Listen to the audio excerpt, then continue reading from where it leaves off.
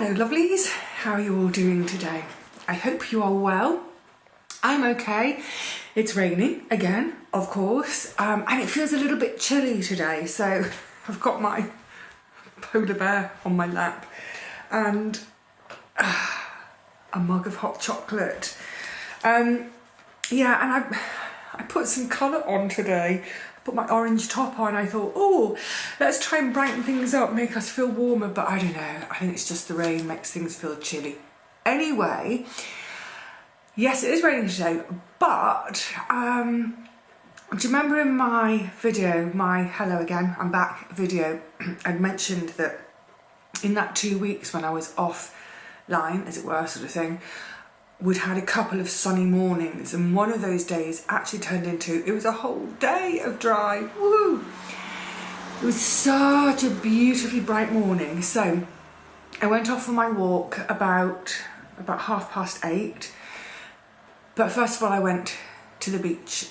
So not the quay, I went to the beach. Walked all along the beach. Oh, it was just so gorgeous, and so many people really enjoying the beach that morning. Quite a few swimmers around. Sorry, excuse me. I've got a tickle. Walked to the beach, but then because it was, I think it was the first day of half term.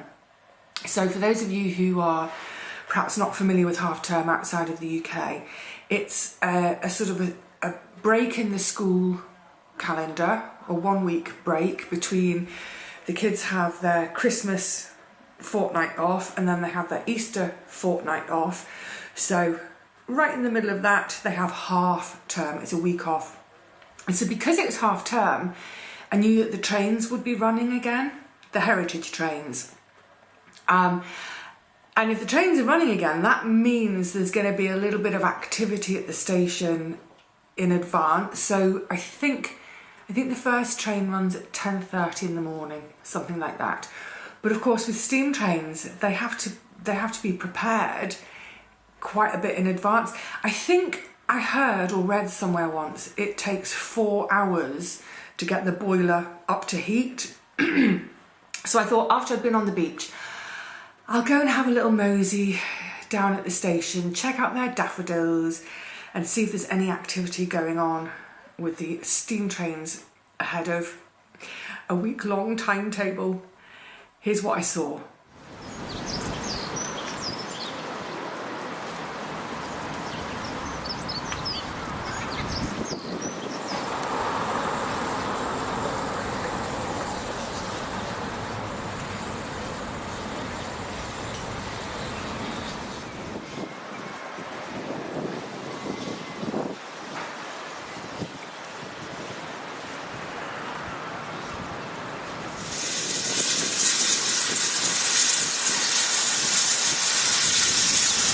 Down for a visit to the engine shed. Woo! There it is. Oh, let's have a closer look. Well, we'll do just that.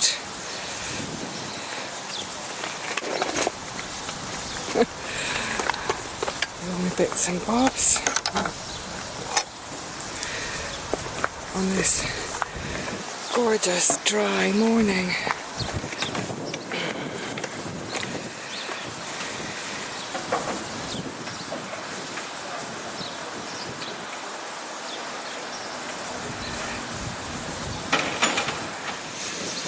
What a beauty. I have no idea what it's called or the class or anything like that. Just love them.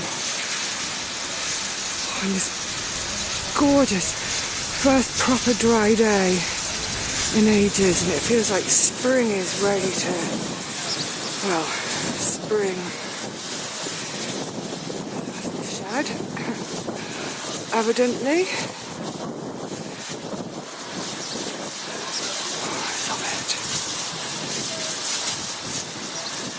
So there's a little, anyone can come here. So if you come for a little trip to Swanage and you're wanting to play on the trains, as it were, come over, there's a court road, come over the bridge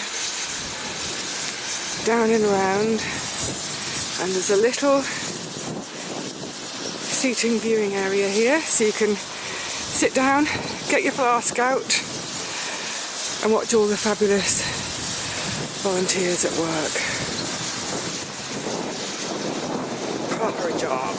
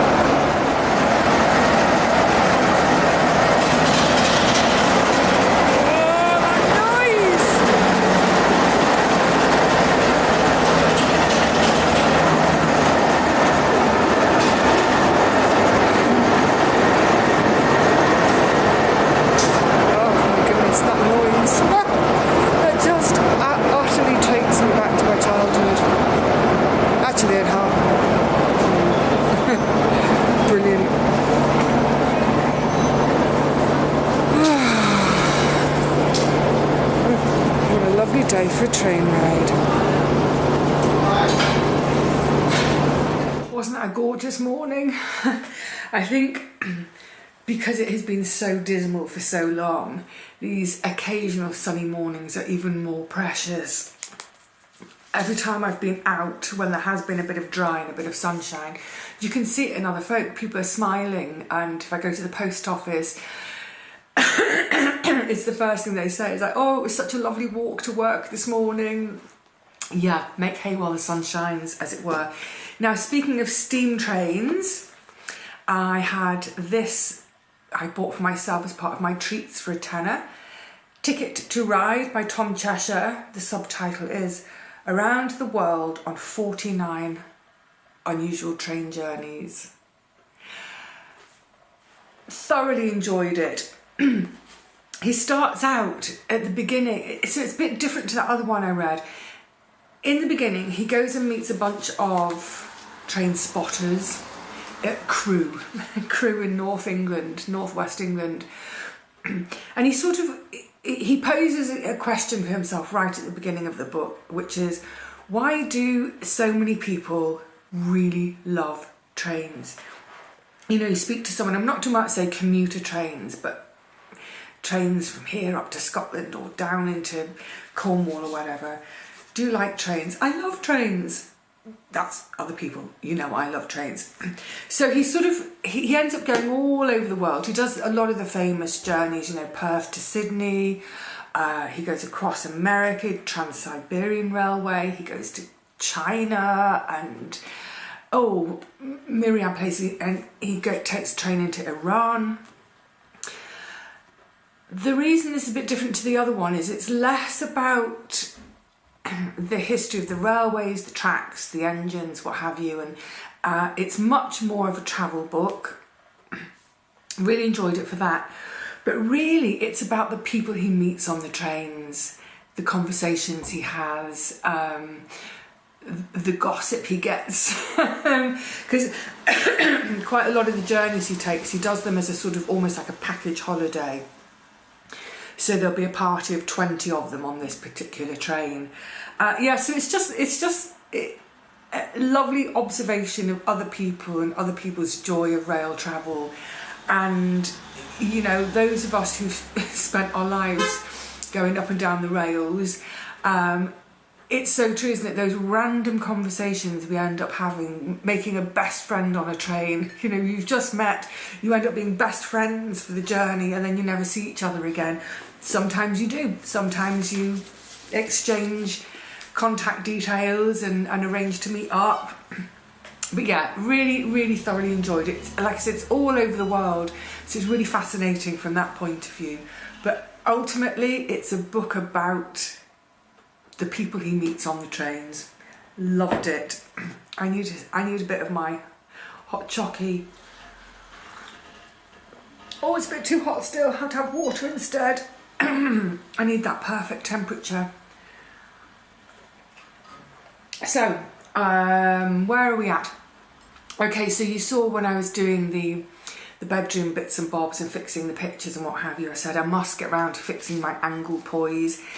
It is now fixed, yay. There were some loose wires. It was a bit fiddly, but I persevered and I've got it fixed. So yay, the angle poise is working again, which means next time I do a cooking video, because I've got one I want to do with you, apart from all the instant pot, coming on to that in a second.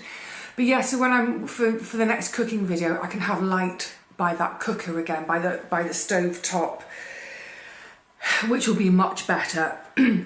And someone was asking me in another video, why don't I put a lamp on the kitchen table to make the room more cosy? Well, you know, I mean, it's a very cosy room anyway. But, and I do have plans for some lamps for the kitchen. I kept sort of almost saying to myself, when I redo the kitchen, I'll sort out lighting, but actually it may be some time before, it's going to be some time before I do the kitchen. It needs to be saved for. But, so I am thinking about some lighting solutions for it for before then, so especially that cooker area. But the problem with where the table is, so where the kitchen table is, that side of the room, kitchen table and the little built-in that I've got all my crockery and bits in, there are no sockets over there. There's no sockets. So I'd have to trail an extension lead across the room, which, you know, not very safe, not very aesthetically pleasing. So, no, there won't, well, I doubt very much there'll be a lamp on the actual table. That's better. I do sometimes have candles on the table though, which is lovely. So speaking of, sorry, excuse me. Speaking of the Instant Pot, yay! So this is the one, remember I mentioned I went online, I went on eBay because I'd sold some stuff, so I had some credit.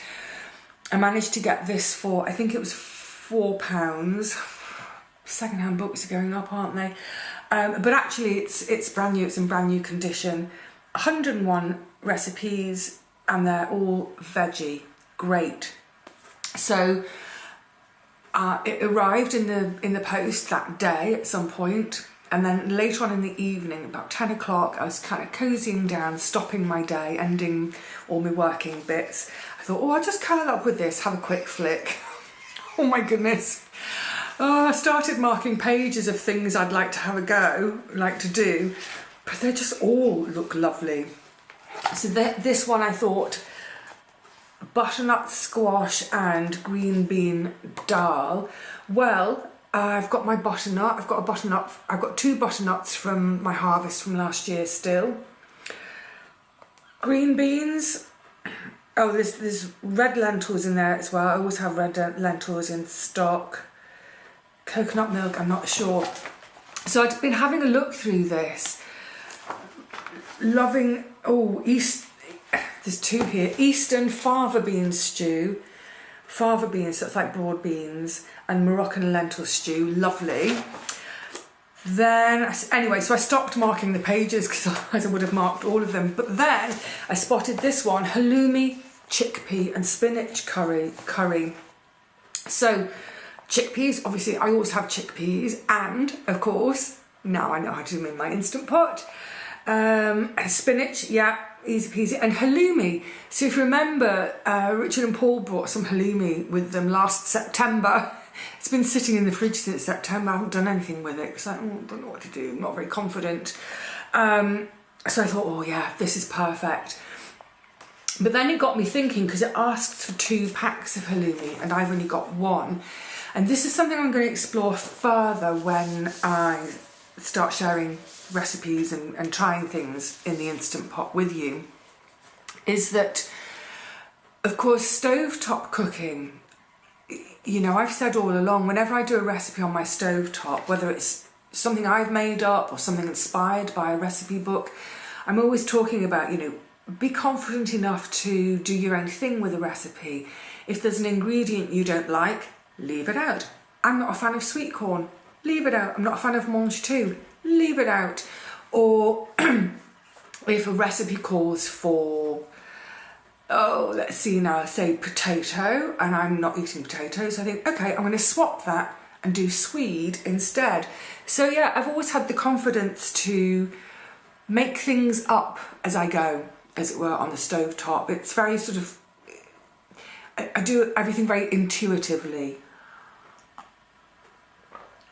But of course, with the Instant Pot, and this is what I was saying to Paul, it feels more akin to baking than the cooking I've done over the years, just because you've got those specifics of the timings and how many cups of fluid need to be added, and what, you know, is it high pressure, is it low pressure, how long, is it a natural release, is it a quick release? Oh, I feel, and this is what I'm going to discover obviously with my Instant Pot journey, is how much can I play around if it's a recipe, and then also once I start trying my own things, my own recipes in it, how much wiggle room is there? You know, if I'm using half the ingredients, do I half the time or half the pressure? So again, give Paul a quick ring. No, don't halve the pressure and don't halve the time. It's just less in there. But anyway, so that looks like it's full of all sorts of lovely things to eat. Also, it inspired me, just going back to that halloumi. Like I said, I mean, I stopped marking the pages because it was like, I'm going to mark every single page. But it calls for 2 tablespoons of, have I lost it? Yeah, 2 tablespoons of curry paste. And I suddenly thought, I've never shown you, I've never shared a recipe video of how I make my curry paste. Generally, when I've made a curry in videos, I've got the paste in the bottom of the pan warming up already, and I'm adding my ingredients, and I show you which ingredients I'm adding, rather than, well, if you've had to make the paste, so I'll do that as a video for you as well, because I make it in a batch. So it just so happens, thanks for the prompt from this, I make it in a batch, and then I use what I need there and then I freeze the rest. So having seen the halloumi recipe, I thought, oh, when I looked in the freezer and I don't have any curry paste portions left, so I thought, oh, I'm gonna have to make some curry paste. Fine, it's high time. Oh, I know, I'll show you guys how I do it. This is just about the right temperature now. Lovely. Perfect on one of these kind of days. It isn't cold, sorry, I slurped. I just wiped my lips. It isn't cold, it's just that, I've talked about it all winter, haven't I? It's that damp that just seems to pervade everything and make everything feel, we really need some dry sunny days, don't we? Getting concerned about the garden. I mean, it really, yeah, there's a lot to do out there. All that clearing of the shade garden now, which I planned to do in October last year, and it's completely untouched and it's all starting to grow again. What can you do? I don't really want to stand out there gardening in the rain. Yeah, let's just keep hoping. Right, another slug. Oh, that's so lovely. I'm going to finish it, excuse me. Yum, yum, yum. I had a letter in the post the other day, and it just makes me sad and mad in equal measure. Weirdly enough, it's to do with my old neighbourhood in London. I had a letter, so it's addressed to me here because obviously when I moved I changed my contact details for all my bank accounts and things. So they've sent the letter to me here to tell me that my branch of NatWest in Sydenham in South East London, Landing, is closing. Yeah, it's closing right now. When I think back, it's almost a year ago now, isn't it? That day when I was trying to complete the contract of the sale of my London place and the purchase of Swanage, and the moving of all the money, those thousands and thousands of pounds of money that get moved in that transaction. And my end was glitching. My money wasn't moving out of my NatWest account to pay for this flat. Tried ringing, wasn't getting anywhere with ringing. There was nothing I could do online. And I suddenly thought, just go to the branch. So I wasn't even properly dressed. I mean, I was, just in sweats and what have you. Grabbed my cardie, legged it down the street into the branch to say, help. And the staff there on that day were brilliant, as they have been every single time I've been in. I sort of stood at the counter, well, because I told you last year, and I sort of gabbled, I can't move the money, I'm supposed to be completing on my flat purchase today. Whoa. And she looked at me, she went, right, calm, I've got you. We can do this. Right, let's start. She was just so calm. And 20 minutes later, it was all done. And I had that one-to-one time with her, 20 minutes, and she got it all sorted for me. Thank goodness. Now, if that branch hadn't been there, if I was trying to do that over the phone with a stranger, it would just been, it would have been horrible. I presume it would have got done, but it would have been horrible. The fact is, I knew that member of staff because I've been going in there for years. And like I said, all the staff there, absolutely lovely.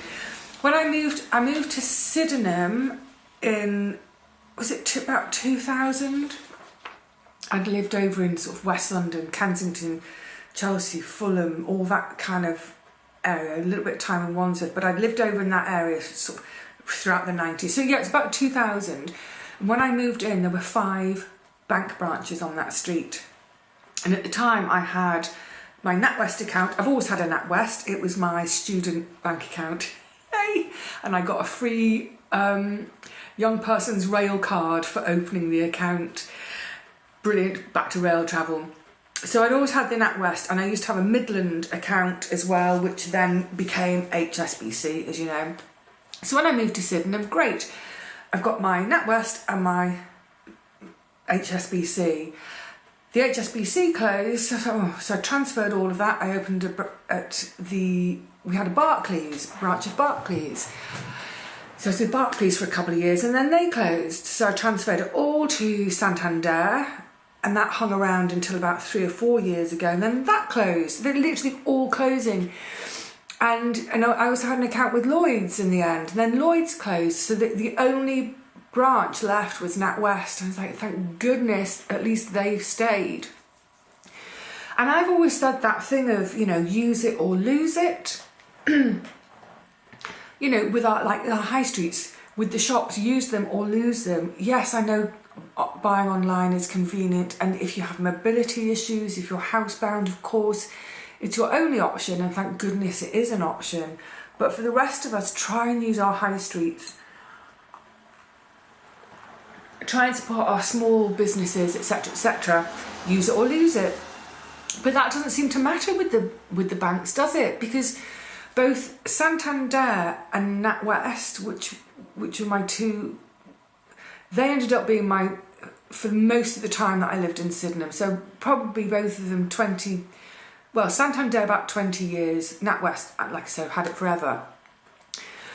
But whenever I went into either branch, there was always a queue. So it didn't matter what time of day it was, it didn't matter what day of the week it was, there was always a queue in both of them. And I'm not saying that in a grumpy way, oh, you've got a queue. It's just that they were always busy. Fabulous staff in both, really lovely. Often you'd see a neighbour in the queue, so you'd end up chatting, what have you. But the point is, those branches were always really busy. So it's not like the company can say, oh, we closed it because it wasn't being used, because that would be an outright fib. we know why they're being closed. They're being closed because they want all of us to do everything either online, or they don't even want us to use the phone.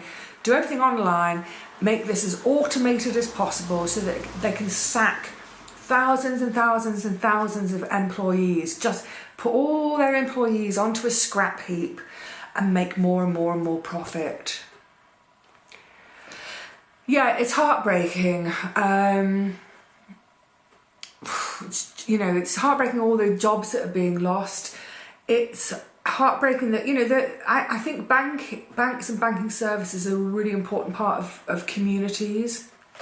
So in that letter, it says that once a week, is it once a week? Once a week they will have, I can't see if it says once a week, maybe I'm wrong, but they're going to have a banking hub within the post office in Sydenham, so that, oh yes, it is once a week. So on a Friday in the post office, NatWest will be there to serve their customers. But can you imagine, it's just one day a week. It's going to be chaos. Everybody is going to be trying to do all their business in one day. Ridiculous, ridiculous. You can do some banking services at post offices. But yeah, I'm a bit disappointed with them. They seem to be doing what everyone else is doing. I've heard adverts quite a lot from Nationwide, and their adverts, they keep sort of saying, oh, because we're not closing branches, although there's a bit of white writing at the bottom which I need to read more closely. So I was thinking there is a Nationwide in Swanage, because since I've moved here, I've done all my banking either, I take money out the cash point, I do things online, I paid a couple of checks in via the post office, but I would like a face-to-face bank again, so I think I'm going to check out the Nationwide. And I don't know if it's still the case, I might have missed the boat, I'm not sure, but I think they do a, what's it called? They have the switch service. So all your standing orders and things that you've got with your current bank, everything gets pulled across to the new bank. So this is Nationwide over here. So I've still got my Santander stuff. So they look after everything, so that your standing orders, your bills, everything still gets paid. Your pay, if you have pay that goes directly to your bank, it all gets done for you. And I think they've been offering, to entice new customers, a £175 bonus for switching. So I'm thinking, yeah, why not? Because A, then I've got a branch here I can use, but B, 175 quid for basically just moving my bank account. Let's have that, because then that can help for some of the shortfall of February when I wasn't working. We'll see. Actually, no, let's not say we'll see. I think I might make that a priority for my next admin day. Do my NatWest. I haven't got a pen to hand. My pen's over there. Can someone remind me at the end of the video? I'm going to sort out that Nationwide transfer, or at least I'm going to go online and see if Nationwide is still offering that bonus enticement to switch to them. Yes. Oh, purchasing. I've been buying. Right, considering that I'm, in terms of my day-to-day spending, I'm going to have to be really, really, really tight for a couple of months. Yeah, just because of, having to fork out so much in February with cameras, software, what have you. I need to build those funds up again, but I'm not making enough money to have spare to put into savings. So that means I'm going to have to spend less than ever before in order to create a little tiny bit to put aside for those savings funds. However, I do have savings that are set aside specifically about this place. Do you remember? And I budgeted everything to the nth degree before I even left London to make sure I was going to be able to do it all. So one of the things, decorating, the wallpaper, it's here. I'm not going to take it out for now because it's going to be ages, but It's pretty, isn't it? It's very delicate. So sort of seeing it from a distance, trying to imagine it on a wall. I love it because to me it's Edwardian cottage. It's perfect for here. It's just a little tiny bit of colour in the bedroom, not too much, and it's my favourite, blues and greens. But isn't it? I don't know if the camera's going to hate me for I can't see what you're seeing, but yeah. So the reason I wanted to, I'm a long way off decorating. This isn't going to happen until the windows have been replaced, and of course to replace the windows I'm still waiting on the appeal process, goodness me, and that could go on for best part of this year. We could be looking at November, December before I get anywhere, get an answer, and then even if I do get approval in the end, it's going to be 3 or 4 months before the windows are made. So we're talking about it could be this time next year, it could be spring 2027 before the windows are in. Once they're in, then I'll start decorating. I don't want to decorate beforehand because it'll be a mucky job. So, because it could be so far off, I thought I'm going to get this purchased now, because I'm not sure whether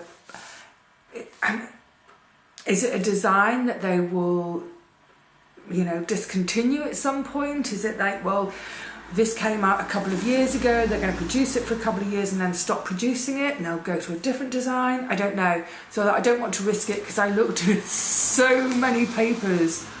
You know what it's like. I mean, goodness, paint shades, don't even start me on paint shades. But yeah, I looked at so many wallpapers, dozens and dozens and dozens. And I was bookmarking the ones I really liked, and I ended up with about 50 bookmarks. Crikey, it's ridiculous. But I kept coming back to this. I kept coming back and I kept coming back and I kept coming back to it. I also showed it to a couple of friends, or pointed them in the direction of it online, and they were like, yeah, that's the one, that's the winner. And the design is called Kate. And you've met my lovely bestie Kate by now. So yeah, let's get it purchased, stash it somewhere safe, and then hopefully in a year, or there you go, I'll show you more today. I hope it's not longer than a year and a half away. I hope within the next year I can start decorating. Oh, I'll be so happy to. I was reflecting on this with a friend the other day as well, how it just seems everything is taking so long here. Obviously the windows and the planning appeal, I could not have foreseen that, or maybe I could have, whatever, but that's taking forever. The roof, oh, Gordon Bennett, I'm not even going to talk about that today. Let's just say, I mean, this is, with the windows, this is 10 months later, no, 9 months later, and it's probably going to be another 9 months at least. With the roof, as in since starting the process to, get quotes, the roof is now 5 months later and we're still no nearer to getting it done. The carpenter, I'm still waiting for the carpenter to get back to me. I need to message him again. It just feels like I'm continually using energy and time to get exactly nowhere. It's mind-numbing. It's doing my head in. But you know what? That's the way it is. So I just have to kind of go with that flow. These big things are taking forever. So in the meantime, I can just, wherever possible, focus on the smaller things. And, hopefully the weather will improve. So before we know it, it's going to be all day, every day, trying to sort out that garden. Oh, can't wait. It's almost like, when we start to get decent weather, it's going to feel like the night before Christmas, as in that excitement to be able to properly commit to a chunk of time in the garden and to have that have some consistent time over a number of days. So instead of getting all the kit out, doing something for 2 hours and having to put everything away because it's chucking down again, to be able to get kit out and leave it out and have it out all week because it's dry for a whole week. Imagine it! I actually can't imagine that scenario anymore.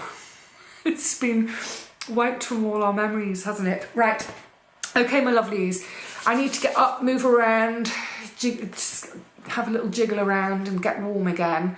And I can't remember what I'm doing for the rest of today. I might be experimenting in the kitchen, I think. Yes, do some kitchen experiments.